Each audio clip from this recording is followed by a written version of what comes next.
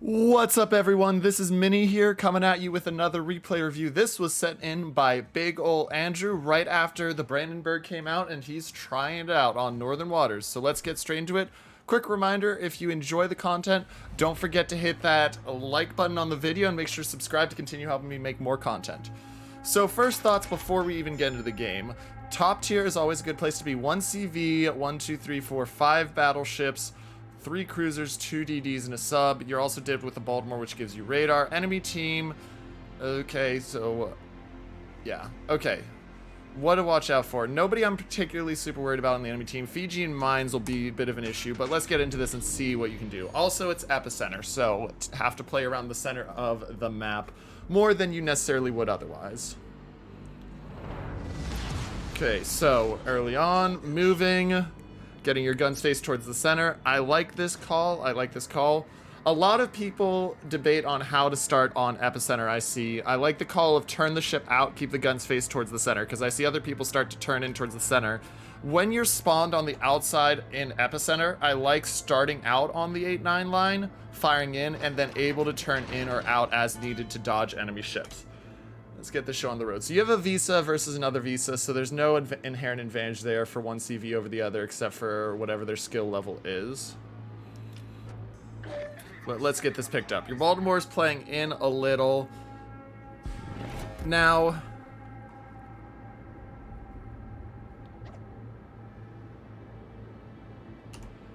first concern here, and it's not a big concern, is be careful on the flank. You've seen the Cash a lot, you know he's in, so you don't have to worry about him. You haven't seen their Minsk or Nevny, and your Minsk is heading in, and your Baltimore's kind of heading in. So remember, Baltimore doesn't have the same range as Des Moines radar, so the further away you get from the Baltimore, the more risk you have about getting hit by that.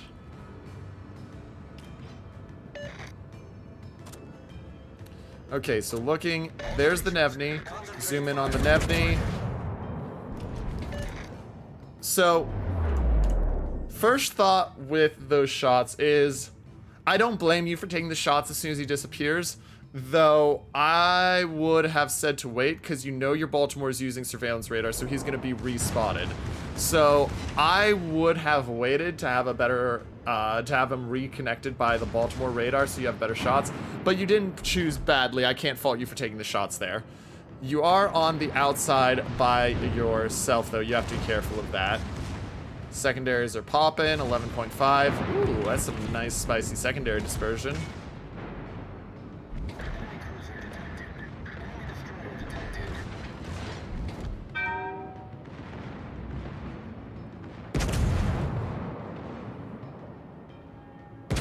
I like the choice of shot here at the Fiji. Fiji needs to go bye-bye. Oh!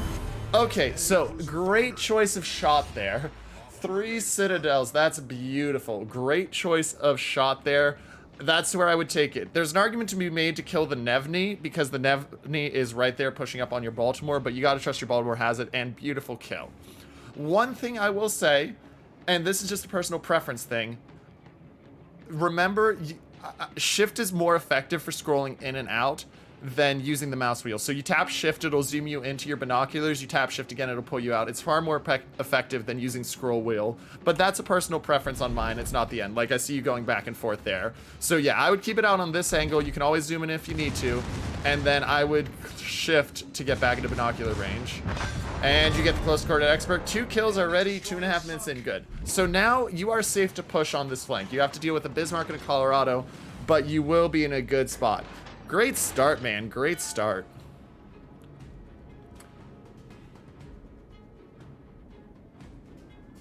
So, your Baltimore's been hurt, he's backing up, you have a Monarch coming in. You want to try to engage these into 2 one-on-one fights.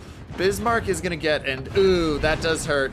I'm going to say, but you want to engage this into 2 one-on-one fights. You want to be looking to try to take out the Colorado first. You have your secondaries on the Colorado, which is good. You might say, Minnie, why the Colorado instead of the Bismarck? Because the Colorado's in front of him. And if you're going to split fire between them, I'd prefer the Colorado. So, I would be splitting your guns here, honestly. I would keep your back guns looking towards the Bismarck. I would be using your front guns on the Colorado that's coming at you. And also, slam the brakes and turn in here, lock in on the island.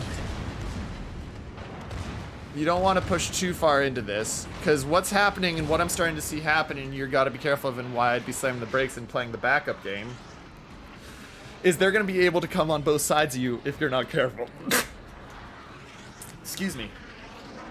They're going to be able to come on both sides of you if you're not careful. Had a little tickle in my throat there. Okay, so Bismarck is getting shellacked, and you're going to get a good push in, but you see that Colorado's coming in, and not the biggest fan of this charge.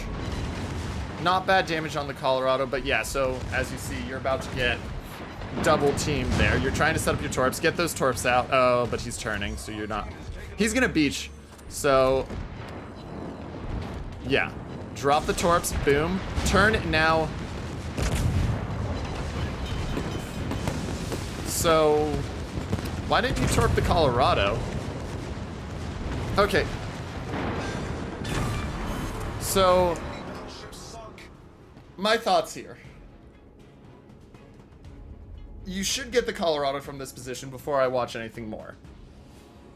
I think pushing up, I mean, you saw what just happened to your health. You got smashed by the Colorado on the side. I think you need to slow down, and I think your guns need to be aimed towards the Colorado, because once you launch those torps, the Bismarck was dead no matter what. He doesn't have enough maneuverability, even if he was running prop mod. He doesn't have enough to go back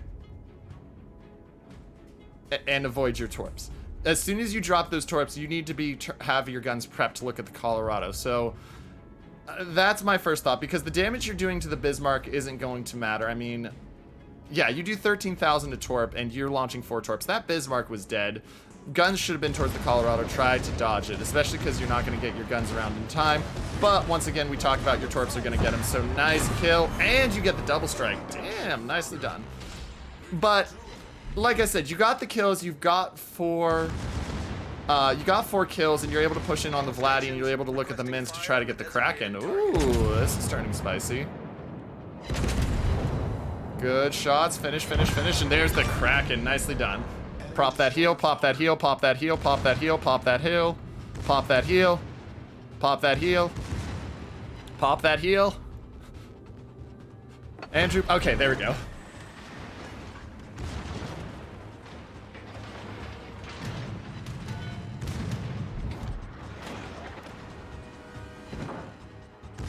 Minor quibble there. AA should have been to the left because the Vladivostok's position, he's not going to go to the right.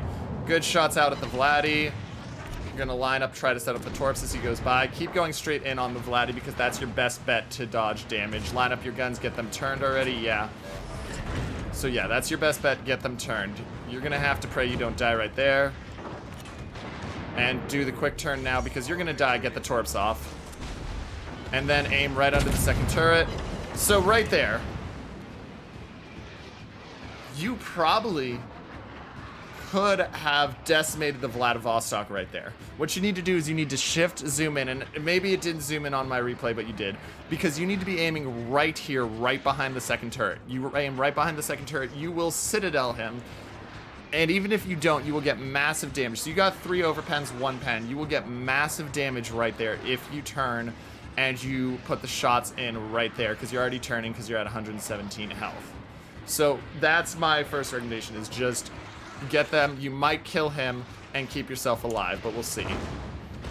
Especially because his secondaries aren't doing anything, but he should go down here to your torps. And there's the Confederate and the high caliber. And kill. There's the kill. Nicely done. Wow. Dang, man.